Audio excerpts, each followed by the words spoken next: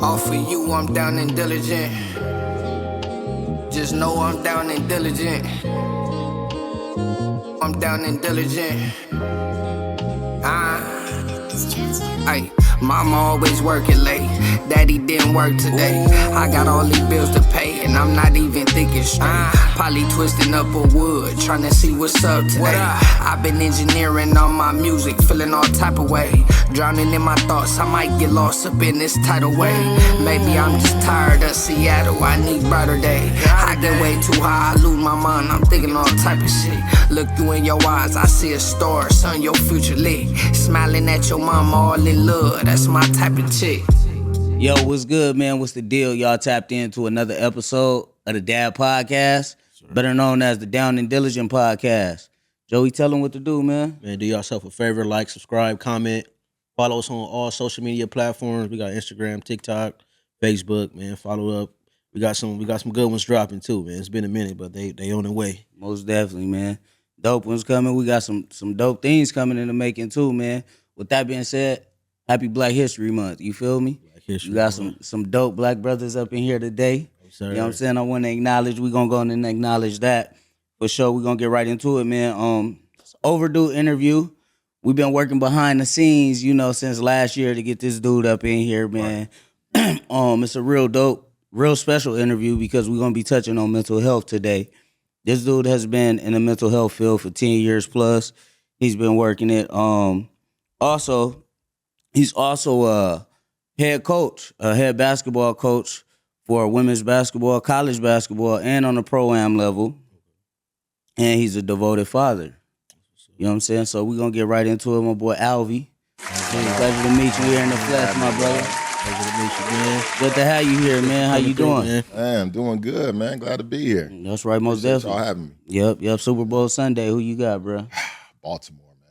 But still got Baltimore. That's my squad, man. But since they ain't in it, I guess I'll rock with the Chiefs. Oh, the not the Chiefs? Chiefs, the Eagles. Oh, Eagles. okay, yeah. Man, I'm tired of the Chiefs. They got us last year, bro. So I'm like, I don't want to see them get knocked down, bro. Yeah, for see sure. Saquon run all over them. It's Looking about forward to time, that. man. About Right. that time, man. They can't three-peat. Yeah, man. Every 3P, what do that mean though for Pat? Where that put him at? It's definitely he's top three for sure. Maybe Top three, for sure. the top of the top. Maybe the top. Yeah, I think I'm gonna have to say the top of the top of the crop. Think man. so? Yeah, 3P. That's Yeah, never been It's done. never right? been done. Never been Never done. Not in the done. modern era. Ooh, Yeah, I ain't never seen. I don't. seen If that. anybody gonna do a three-peat, it got to be Lamar. It- So he got to get that's one. what I He wanna got to see. get it one, right? Yeah, I want to see Lamar get one. For Yeah, sure. he definitely deserves. He's been close to it too. Every playoff, knocking bro. on the door. Yeah, he's knocking on the door. Yeah, He's got to for get sure, in for I there. think he's gonna get it though. Yeah. For sure, man. But getting into it, Let's do I want to talk about you. Tell us a little bit about Alv, man. Those that don't know, like myself, some of the viewers might not know as well. Yeah, Tell us where you grew up at, man, and what's your story? for sure, man. Grew up, born and raised in Compton at Martin Luther King, what they call Killer King. Killer King, Killer King. Born at Killer King, man, and it was interesting because my parents, they both from Compton. They didn't want me and my brother to be raised in Compton, so we actually moved to Long Beach, early on. So like Long Beach, the north side of Long Beach and Compton, that's kind of my stomping grounds. All right there next door to each Right other. next Yeah, door. and I always had friends and family in Compton, so even though they kind of moved me away from that element, Yeah. I alwaed been back. Yeah. Yeah. That's kind of like a lot of our stories, That's a lot. right? A lot of our Seems like we got the stories coming same from Compton, story, bro. right? Yeah, Like, man. Yeah. for sure. So went to private school, whatever, and just did my thing, and I kind of noticed early on I had something going with addiction. I didn't notice it at the time, but later in life I would notice that this started real early. Drinking at age maybe like 15, 16. And, initially it's just kind of like a party, right? But then like the consequences start getting worse and worse and it built up. And, I struggled with that, man, for up into my 30s. Oh, okay. Yeah. Damn, man, that's man, your story is sounding a lot familiar. You know what I'm saying? I can relate. I started drinking around like 16, 15, 16 years old, and it's partying and things like that. So how many years of sobriety do you have? I'm coming up on 8. Matter of fact, 2 weeks on the Congratulations, 22nd man. of this month. Congratulations to 8 you, bro. years. Congratulations. Beer, not a nothing. Okay. So I just want to rewind it just a little bit. Mm-hmm. What do you think? You said it started off partying and fun and everything like that. But when did you realize, like, damn, this is becoming more than just partying? Right. And what drove you into continuously do it? You know what? At a certain point in the back of my mind through the years, I always knew it was a problem. Mm-hmm. But at the same time, it's like, you know, in our community, that everybody was doing the same thing I was doing, drinking, smoking. So even though I knew it was an issue, I didn't really sweat it. But when I start getting consequences, like you get like a DUI, like, oh man, Right. another DUI, Right. Oh man, and I got another DUI. Damn. So I got in my 20s, I got 3 in a matter of 4 years. Did you have to go to the? I heard they take you to the morgue and stuff like that. Yeah, You had to do all that. Well, even worse than all that, you know, on the third one at that time, they were talking about a felony because I had got them so close together. Oh, okay. So, you know, I'm like, oh man, you know, they talking about put me in jail, all that. They ended up making me go to Wayside, right? Yeah. For only maybe like a few weeks, but you know, I'm a square man. I ain't got no tattoos. I went to private school. I'm like a nerd. Yeah. A square in Wayside is not the place to be at all. So what was it like? Well, as soon as you step in, you're getting banged on. Yeah, that's for sure. off the top. Right. Sure. So, you know, I stepped in the pod, dude banged on me, and I'm like, yo, man, I don't gang bang. Okay, check this out, man. And he ran down the rules and regulations. So I'm instantly like a fish out of water. Right. You know, so, you know, I adapted, but, and this is the thing, man, that did not make me stop drinking. It wasn't until later in life, like another decade, that I actually stopped. So it's important for people to deal with addiction. They think that the consequences will make them stop. Nah, that's not it. You got to have your own determination. You gotta be ready for You it. got to be ready. Yeah. Did you go into any type of like treatment for it at any time? Eventually I did. You know, I went into rehab, and that was something I was always against because I felt the rehab, that was more like for weaker people, you know, people that didn't have like a strong self-will. Yeah. So I felt like, you know, man, I'm special, man. Like they got to go to rehab. I don't. Yeah. I want to stop. I just stop. Yeah. But eventually I did. I did a rehab, like detox and rehab. And that's really what changed my life, honestly. Oh wow. Yeah. That's dope, man. Yeah. So during all this time, what was, you know, it like as far as like the relationships? I know it was a lot of broken relationships. Was it relationships that you couldn't mend? Was it causing issues within your family? Absolutely. Can you talk about those Yeah, specifically? Sure. You know, family was concerned. You know, like I said, I got 2 loving parents, been married 50 years, you know, so I came from It's a a blessing. real nice household. And they were concerned. So then as far as romantic relationships, that was always in the way because I was never sober. So, you know, like whatever female I was with at the time, they really came second. And there was nothing they could do to stop me from doing what I was doing. Right. So, you know, damaged relationships, making it hard to hold a job, get a job. It was a lot of different consequences that came with it. But, you know, my dad told me something when I eventually went to go get sober. He said, you know, this may help your relationships, it may not, but you have to be a better person for yourself. Most So it definitely. starts with you. Most And definitely. whatever comes from there, be what it may. But Straight you up. got to get right. Straight up. Yeah. That's true. Yeah, that was some sound advice right there. man. Because that's true. You know, you can't really help or be there for nobody until you got yourself together like that. You can't get the best of you anyway. Right. So Right. I agree with that. Even with like, you know, I'm thinking back, like, you know, even becoming like a early father or something like that. You know, they expect now that you're a father, get back on the right track. Right now, Yeah. that should change you, but sometimes it don't. It probably take a little while to get back to get to where you need to be in life. But it's really got to deal with you. You know, Right. even though you got a son or a kid that you want to be here for, daughter, but it really takes it's on you Yeah. to get back to where Straight you up. need to be. So yeah. some good advice from Pops. Because I got my experiences in life, especially with alcohol, you know, that really been like within my life of like party favor. and it's only been weed and alcohol for me. Yeah. But alcohol, bro, it's played a fucking toll on me for real. You know, excuse my language. No. But yeah, in my life, bro, I made some fucking crazy decisions. You know, some irrational ones. But then at the time where we in it and we doing it, we drinking and we drunk, we thinking that this is the real us, you know, and we expressing that to certain people. Oh, this is us. This, and not saying that it's a fake you or whatnot. Yeah. But at the same time, you're not really in your right mind. No. You impaired. Really, exactly. You're impaired. Exactly. And it actually, if you drink long enough, it becomes the real you to an extent. I agree with that. Right? I agree. It does become your truth. If Right. I agree with that. Because you kind of lose that person, right, that you Right. once were, because it's just alcohol now. It's just Facts. alcohol. You know, And it becomes routine. yeah. Facts. I had my routine, man. If I go to Eddie's liquor store right here on Cherry and Market Street, that dude know me to this day, man. I go in there and Nah. because I pull up, get my hand or whatever, pour up in the parking lot, and I didn't even know what I was gonna do, but I knew it was Right. gonna start with that. Yeah. right. Let the drink take me. Yeah. Straight up, man. for We would have been real good friends. That sounds so familiar. Like, you know, we gonna start with that. It is gonna Look, I'm take pouring up on the spot. Like, that's what we doing. Yeah, for sure, Let's for go. sure, man. Sure, man. That's crazy. So what advice would you give someone that is seeking the help, but really, you know, can't get through the breaking point of, I gotta have this next drink. Yeah. I have to. It's tough. You know, first you have to be honest with yourself. That's kind of where it starts.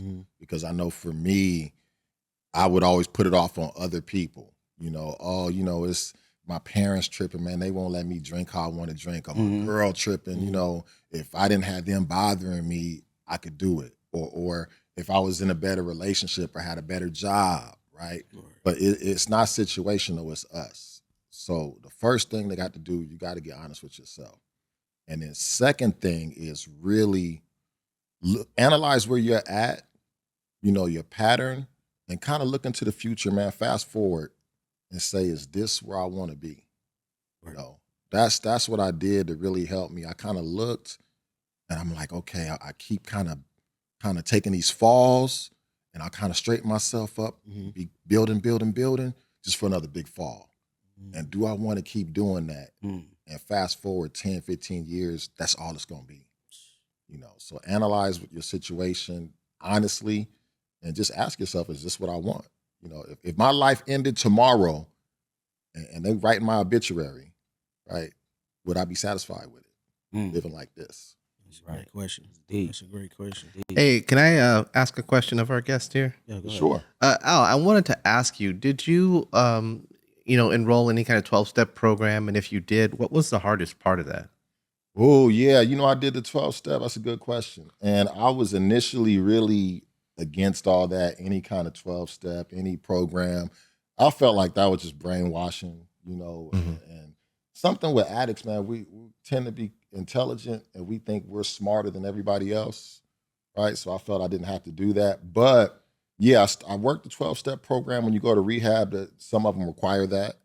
And honestly, it wasn't that hard for me because I just kind of I dedicated myself to it. Like, if this is what I'm going to do, I'm going to do it. Right. So I had 3 books open in rehab. I had the AA big book, the NA big book, and God's Word, the Bible. And I would just read all 3. Boom, boom, boom, boom, boom, boom. And I just kept going over those principles. And that helped me a lot. So AA helped you? AA helped me.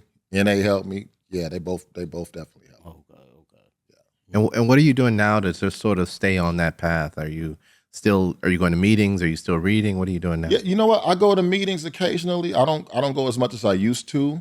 But what I do is I'll go, especially when I have, like, you know, my anniversary, like, coming up in a couple of weeks.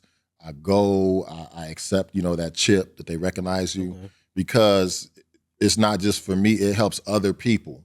You know, when they see and they get to hear like a little glimpse of my story and they see, you know, me being successful, it pumps them up and encourages them.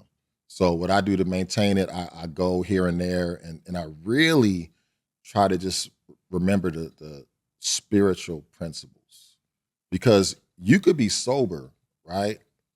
But if you do not change those spiritual principles of being honest, with addiction comes a lot of deceit. So if you're sober but still deceitful, you're not going to stay sober, right? So it's not just the sobriety, but you have to kind of change the person that you Principle, are yeah. if you want to succeed. Okay. That's most definitely. That's deep. That's deep because I didn't really look into it like that. Yeah, bro. So with you, I'm sure you see the elevation of yourself since you have been sober. But what is it that you see differently from when you were drinking and now, as of today? Now I would say better decision making, you know, actually having a thought process of making a decision. Because when I'm impaired, it's not really any thought process. It's this what I want to do, I'm gonna do it off instinct, right? I'm just compulsion. But sober, I can sit back and say, maybe that's not a good idea, right? Which is to say, like, you know, once I sobered up, I found out my decision making is still bad. You know, dead sober. Yeah. So I figured that out, and I was like, man, I thought I was supposed to be like everything is gonna be rosy. Nah. Yeah. But now at least I'm able to step back and kind of analyze things. Right. So did you weave off or did you just go? I went cold turkey.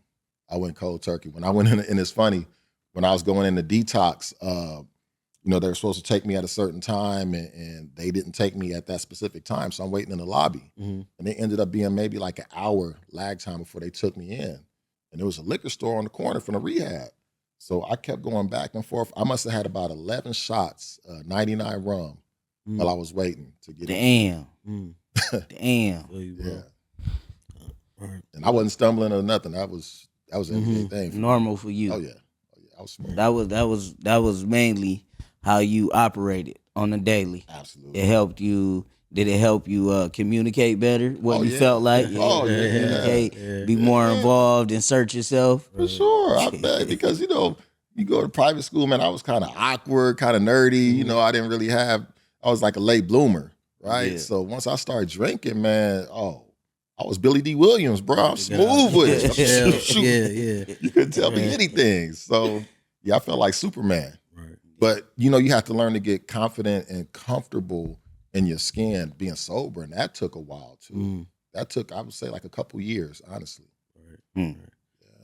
So, with your personal experience with addiction, how did you make that decision to want to be a drug and psych nurse? Well, you know what? So all through the process, I had a goal of being a nurse. Okay. You know, a lot of nurses are in my family. My mom's a nurse. A lot of my aunts and uncles. So that was the goal. I was actually going to nursing school in my early 20s, but I was partying, so it was hard for me to complete it.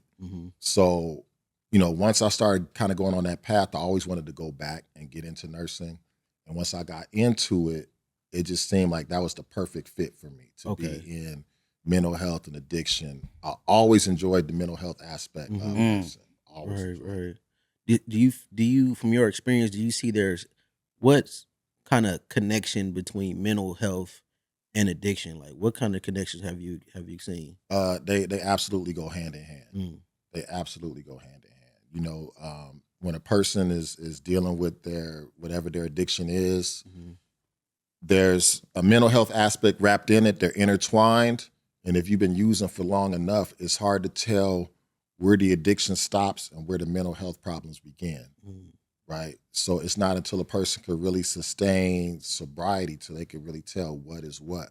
But a lot of times the mental health part of it is at our baseline. Sometimes there's a depression and anxiety that we're not recognizing that leads people into addiction. Right. So you know, we're medicating with that alcohol, that weed, that whatever, and you're not even knowing it. Right. What role do you think trauma plays in, like, maybe addiction? Plays a big role. Yeah. It plays a big role. And trauma has different faces. You know, it doesn't have to necessarily be physical, sexual, trauma, anything that we think about that we don't want to think about in a negative way is trauma, whatever it is. And a lot of times when you hear people's stories, there's always trauma wrapped up in there somewhere. You know, so that's usually at the core. And when a person starts getting sober, you got to kind of unravel that trauma, because if not, you can get stuck in that your whole life. And I see people that they keep trying to get sober, but they keep going back to that trauma. You know, if this didn't happen to me, then I wouldn't be in this. And, you know, and they just stay there. They stay there. So you got to unravel it. Address You got to that. mourn it. Yes. Address it. Right. That's true. With you having the experience that you have, I read that Black Americans are more likely to experience depression, anxiety, and PTSD. Why is that more likely? I would believe that let's think of the environment. You know, first off, if you're in an environment that is discouraging, then definitely there's going to be some anxiety. It's going to be some depression. If your financial situation is, you know, discouraging, Yes. absolutely going to be some anxiety, depression. So I think that kind of plays a huge role in it. You know, the way that we live. Right. Because trauma could be passed down to children at a very young age as well. Right. Yeah. Stuff that we see on a daily basis that we think is just normal. It's not really normal. Right. Normal situations that we didn't probably grew up off of, and we think that's just what it is. But it's really shit that we've seen that's probably just traumatic, and we ain't really been able to get not through normal, this, bro. It's just not We've adapted normal to it. We've adapted to it, right? Yeah. So yeah, man. So in that, you know, all these different experiences cause different, maybe like depression or anxiety, or you might, you know, even with mixing drugs and stuff, it might even cause like schizophrenia or whatever, Right. it is. You know, but some aspect of it is our maybe the environment that we're in. You know what I mean? You know, maybe like poverty, not poverty, but like maybe a lot of poverty, you know, leads to mental illness because you don't have the resources to kind of like address certain things. You know. Yeah. So yeah, man. It's called environmental racism as well. Yeah. That Sure. too. Oh, That sure. too. And it's all it all plays a role. It's kind of like different ingredients because there's a chemical component to, you know, depression and anxiety as well. So it's like, okay, you may have that somewhere in the back of your mind already, right? And then now you add the environment element, you put them all together, and it just makes the situation worse. Right. You know? Right.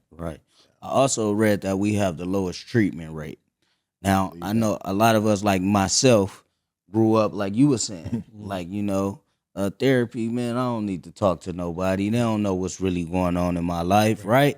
But I know a lot of it too is lack of resources. We didn't have the resources at the time. Right. For me coming up, I didn't know shit about therapy. Yeah. I just thought that was for white people. Right. Honestly, just on the outside looking in. But now that I know more, I know. But can you elaborate on that? Yeah, you know, it's a stigma associated with it. Mm-hmm. You know, in our community, one of my buddies asked me. He said, you know, if I go talk to somebody, that mean I'm crazy, huh? And that's how we look at it. Yeah. And you know, that stigma of I don't want people to look at me like I'm crazy, or oh, that's just for white people. Mm-hmm. You know, you could just pray it away. Don't worry about it. We don't need no medication. It's just gonna mess you up. We have all those different little, you know, stigmas about it, and it kind of prevents us from getting that treatment. But it's like if you have high blood pressure or, you know, diabetes, we're sound enough to know, okay, I got to go talk to a doctor. Right. I may have to get medication. I may have to do some lifestyle modifications. Right. We'll do it for that, but we don't take this with the same seriousness as that. Right. And stress kills. Stress will kill you. Absolutely. There's been a lot of young people. Rest in peace to Irv Gotti too, man. Irv Gotti, man. Yeah. You know, a lot of health conditions. A lot of young people is going out too. A lot of young people. You know, man, it's crazy. Right. I got a question for you. So we're talking about like people being resistant to like treatment and stuff. How do you approach your like patients when they may be like resistant to treatment? You know what? Because you you can't force anybody, Mhm. and you can't really sell it. You can't really preach it to them. Right. What I try to do is just present treatment and try to open their mind to it, Mhm. to the option of. Option. Right. So I just kind of check in where they're at, and I let them know, like, hey, I'm not trying to tell you what to do or whatever, but just think about this. You've been living your life a certain way, and you've been encountering all these problems dealing with this. Mhm. Wouldn't it be better to at least try XYZ? And if you try XYZ, maybe, it could help. Right. Mhm. So I try to do it like that and try to really reason, because a lot of us, like, for example, somebody might say, well, I don't want to take no medication. Mhm. Okay. I don't want to see no counselor. Right. Right. But you smoking weed, you drinking, you taking medication. Right. You're self-medicating. Right. When your girl Sure. pisses you off, well, man, I gotta go get me a drink. Right. Drink. Yep. Right. Right. I gotta go smoke some. I gotta roll up, man. This chick. So you're medicating. And I would say, I don't need to talk to nobody, but who you talk to, the barber at the barbershop, Talk to the barber. Right. right? About all your problems, or the homies on the Yeah. block. Right. So you're talking to someone. Just why not do it with a professional? Right. I think a lot of people don't want to face the reality Yeah. of what it is, Yeah. Yeah. and come to the grips of that. Somebody actually telling you, like, no, this is not the right way to be living. Right. Or I mean, you make your choices. Yeah. I can't tell you what's best works for you, but it's not healthy for you or your mental. So Yeah. And a lot of times we associate it with weakness too. Right. You if you go see a therapist, Yeah. you're weak. Mhm. You got to Yeah. get medication, you weak. That's for weak people. Right. Weak-minded people. right, If you strong-minded, you don't have to do that. right, And that's just okay. So I mean, like, if you get cancer and don't take the medication, that make you stronger. Mm, Like, nah, man, you mm, avail yourself of whatever is out there for your benefit. right. That's true. That's true. It's like the stigma. Men ain't supposed to cry, right? Right. Mm-hmm. Oh, yeah. That's a cold stigma coming up Right. that we all believed in, but we got to come to the grips and realize we are human. Yeah. We cry. It's feelings, bro. Don't cry in front of the wrong female though. She gonna take go- advantage of Yeah, it. yeah. She gonna bring it That's back for up sure. at one time, right? Go to the bathroom. That might be a whole other Right. podcast. Yeah. Go to the bathroom. Facts. So I want to know, like, with you being in the medical field, like, what's something? Because a lot of, well, I'm not sure if a lot of them do, but some of them haven't really experienced addiction, like, personally, right? Like you have, right? Yeah. Like, what's something that you would want the medical professionals to kind of understand about addiction, because they haven't had the lived experience like you. Yeah. What's something that you would think that you would want, like, medical professionals to kind of, like, understand about it that they don't get because they haven't lived it? Yeah. The biggest thing is that you can't be judgmental. Mm. You can't be judgmental on your approach just because you haven't had that experience. People can feel, even if you're not saying it, they can feel the vibe when you're judging them. And this person, they may be down and out now, or they may be doing whatever they're doing. And if we're looking at them a certain way, like they feel we're looking down on them, Mhm. it's not going to help. Right. So you have to, as a healthcare professional, you have to think, okay, what if that was my brother? What if that was my mom? What if that's my, whoever? And try to have empathy and sympathy, and also realize that addiction doesn't have the same face. We associate it with people that's looking scraggly and bad, and this and that, and certain races. I've seen it. Every race, every age. Wow. I've had white people from Redondo Beach that have lost houses and had businesses. I've had everything, every imaginable situation I've seen. So it's not just this one type of character that's an addict. Right. Right. Right. I'm sure, like, you might see yourself within some of your patients, right? Absolutely. But being a professional, they teach you to draw the line at some point.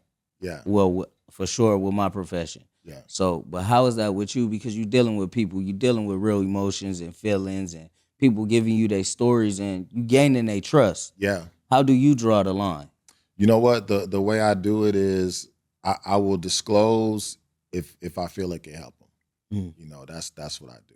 and say if it's like a young dude, I've had a lot of young brothers going through detox or whatever, and some of them would just tell me straight up, like, man, I'm just doing this, mom's got me here or whatever. And I would just, at that point, I'm kind of taking the nurse hat off and just talking to you like brother to brother. Right. Like, hey man, look, I know you doing this. I know, this is how we do. You seen your homies doing it, but this ain't cool, bro. It's a whole nother life out there. Right. And when I talk to them that way, it has helped. It has helped. I've seen different ones who have had success. Yeah. So you got to come at them with a little bit of realness too. Yeah. You just have to pretty much use your Because if I'm just speaking to them, like a nurse and all buttoned up, they just whatever. They don't feel like you genuine. You don't care. Yeah. You just here doing my your medication. job. Right. Right. And I've had cats tell me, man, you don't know nothing about this, man. You a nurse, you know, because when they did not know, my story, Yeah. because I don't just come in and tell them off the bat. Right. So, oh man, you don't know what I'm doing. I'm like, oh, okay, well look, let me tell you. I break down XYZ, or I might say, oh, you came from Wayside. Oh, you saw that blue wall back there? Yeah. They look like, Yeah. Right. what you know about that? Right. Yeah. Now I've opened up a whole nother connection. door. Right, Yeah. right. And now they're willing to listen. Yeah, most definitely. That's dope. That's dope. Because you don't see, like you said, when you see addiction or think of addiction, you might see, people looking old or whatnot, but you see them on all spectrums. And they don't think of it on all spectrums like, this dude's in the nursing field. He's helping me, Right. but he been through what I'm going through right now. Yeah, So yeah. that's a whole nother different connection, man. Yeah. And trust that you gain from him. And I've had people tell me, you know what? I appreciate it so much that I got somebody like you, as a nurse that I'm dealing with. Because they typically 9 times out of 10, they're not dealing with, another black dude. Yeah. It's mostly women off the top, but then it's not, black guys, period, if it is a guy. Yeah. So one is kind of like can relate to them. They appreciate it. That encourages me. Yeah, I was about to ask you, man, what keeps you motivated to stay on the path that you are with sobriety and giving back as a nurse, like connecting with people? What keeps you motivated? It helps me. Mm-hmm. Helping other people helps me to stay on my path. Gotcha. Because it's like an interchange of encouragement. Right. So I get to help people. I'm helping myself. It keeps me busy. So if you have that addiction is basically it's an obsession, right? Anything that we do, we overdo it. So if you have that, you have it, but you could channel it towards positive stuff. Right. So for me, I try to channel it into positive stuff, helping people, basketball, staying active. Yeah. And as long as I stay active, it really helps me. And then seeing people have success stories really helps me too. Oh, wow. That's dope. Right. That's what's up, man. Yeah. That's dope. You're doing a great service. Man, you're doing a great job, Appreciate it. man. Great service. Appreciate it. Shifting to basketball. I hear you talking about basketball. You feel me? To drop a quick little 30 piece in my day. You feel me? Oh, We're gonna say that for another discussion. Oh, man. Look, I'm more like a triple single. Right. I got Draymond Green type of. That's what's up, man. But you are doing semi-pro, correct? Yes. And also you coaching college basketball, women's pro-am, right? Yeah. What is that like, man? And what is the difference with? Well, coaching women, so one of my buddies I was playing with in a rec league, I always wanted to get into coaching basketball. Okay. Right? And it just so happened the guy I was playing with, he was coaching women. And he said, why don't you come sit on the bench with me and we'll see how it works out. And I did it with them starting at the Drew League. Okay. And I loved it, man. I took to it right off the bat. So, but coaching women is different. Mm-hmm. It's different. It's a fun experience, but the way that you interact, the way that you come at them, you got to do with a little finesse, I would say. Yeah. Is it a tone thing? Or it could be a tone. Honestly, it's almost like being in a relationship. Everybody in a relationship with their coach. It's almost like being in a relationship because you with your girl and you say the wrong thing and it just completely turns her off. Yeah. Or like she's completely shut down.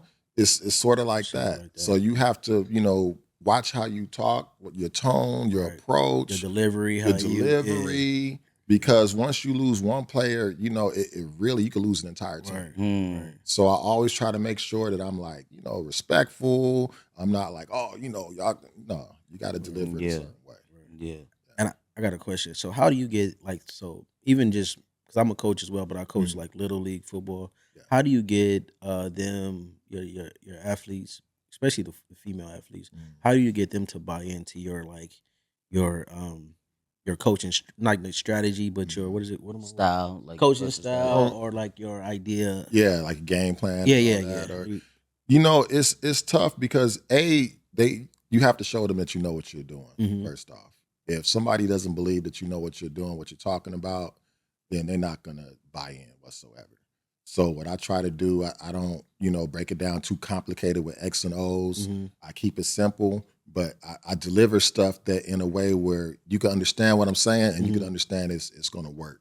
Gotcha. You know, say if I have, let's say a post player, right? I might just give them a little tidbit. Hey, you know, why don't you catch it at the key and face up, and that's going to give you more options to pump fake, drive, this and that. Right. And they like, oh, okay, I got you. Yeah, they do it. I'm like, okay. Right. Once they get success from it, it's like you build your trust that way. Right. But if you just out there just talking, Right. you know, drawing on the clipboard, they like, man, who's this dude? Yeah, Right. yeah. Right. And you talked about like if you lose a player, you could possibly lose a whole team. We all know how women they stick together with certain things. Yeah. But the camaraderie, is it a difference with the camaraderie within the women's locker room and the men's locker room? It's a little different. I would say the females tend to be more together. You know, they're a little bit tighter knit.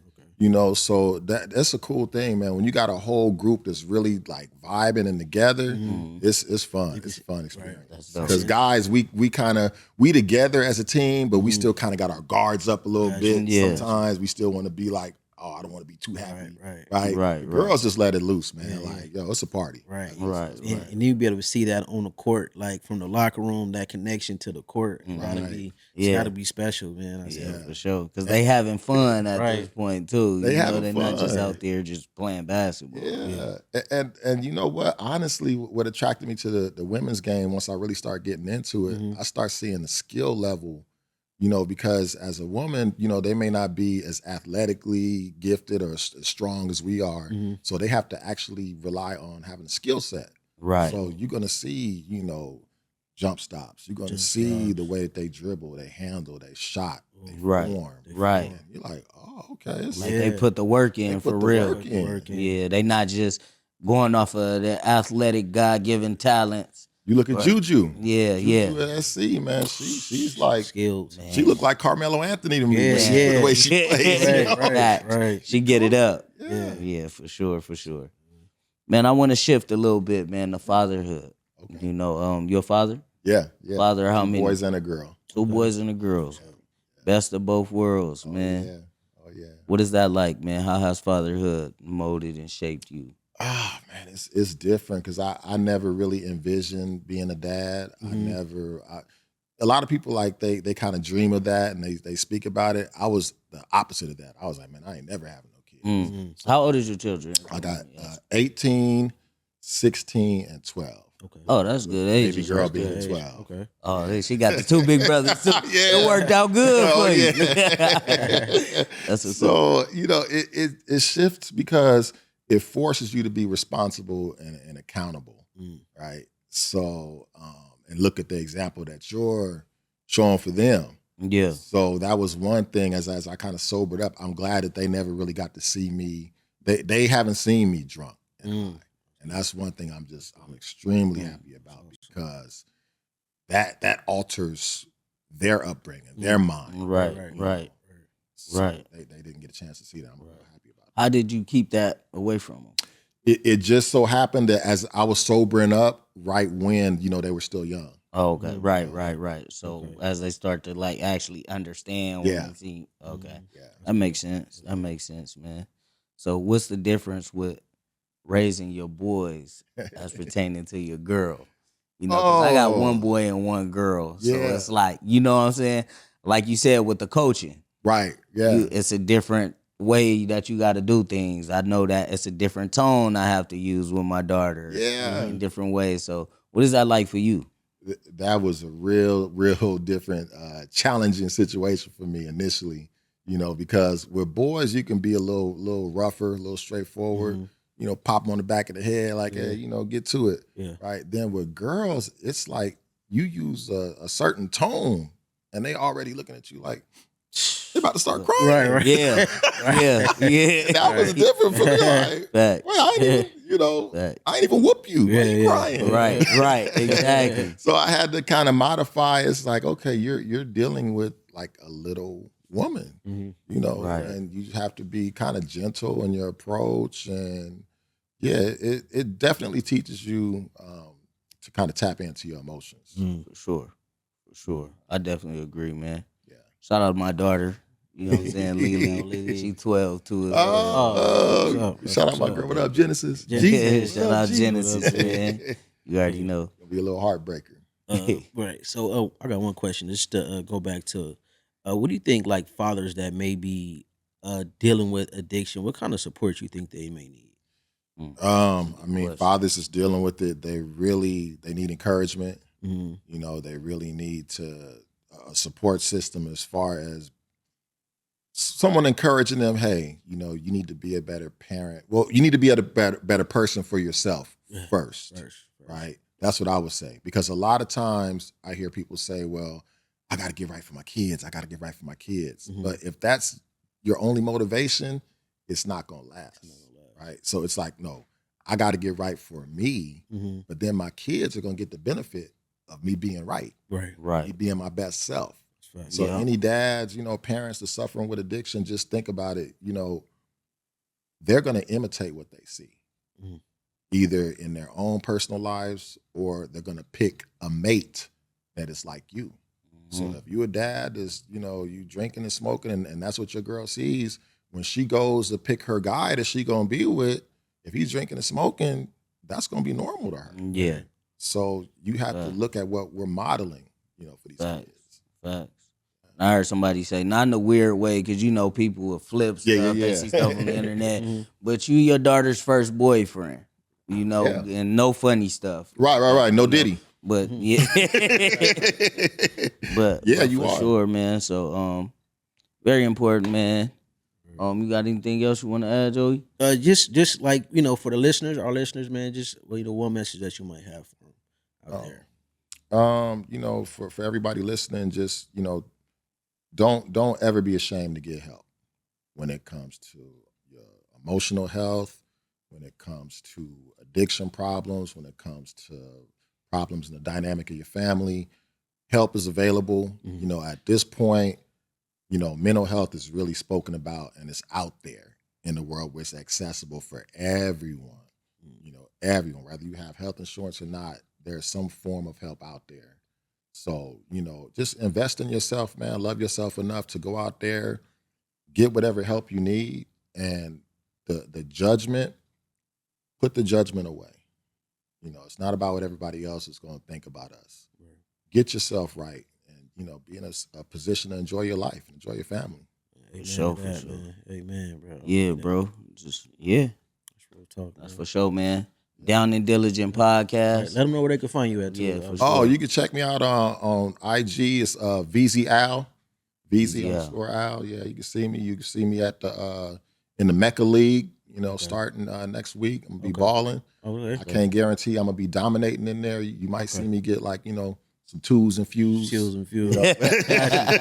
I'll be in there somewhere. Getting that work though. Yeah, you might see me coaching at the Drew League this summer as well. So That's what's up. What's up, man? And to any of our viewers that might need that ear or that person to just hit up or whatnot, are you available on Instagram? Yeah, for sure. If they might want to Shoot me a DM me, message, inbox me. I could definitely, try to guide you to the best I can and guide you to the right, help. Most definitely. Definitely. Y'all Appreciate heard it you here. coming, man. Hey man, I appreciate you having me, Thanks, man. man. Can I give my teams a little Oh shout yeah, out? get your team. I'm gonna give my Yeah, shout make it out happen, to man. the team I'm on is Beyond Basketball. That's our pro-am team. Okay. So shout out to all my homies. Shout out there. Beyond Basketball. My coaches, TNSS, and then Lights Out. Shout out to them. Shout out. Shout out to the Drew League, Dino, Smiley, and Chantel for everything they do, not just for the basketball community, but for just the community, period. Community. They big, man. Most definitely. That's what's up, man. Most definitely. Appreciate y'all. Appreciate you too, brother. Shout Go out Lakers. to you, man. Thank you. Go Go Lakers. Lakers. Go You got Lakers. Luka. You already Come on, know. Luka. Right. Who y'all got today in the Super Bowl? I got Philly, bro. Philly. I got Philly. I got Philly too. Saquon go crazy, Go baby. crazy, man. That's what I want to And see. matter of fact, I'm gonna be at Luca's first game Monday too. So if you have okay. crypto, Let's go. I Say like what your up. boy, Say man. what up. Definitely, most Yeah. definitely, man. Down and Diligent Podcast, man. Like, subscribe, comment, man. Hit that notification bell so you can be notified. Yes, sir. I'm Peace. down and diligent.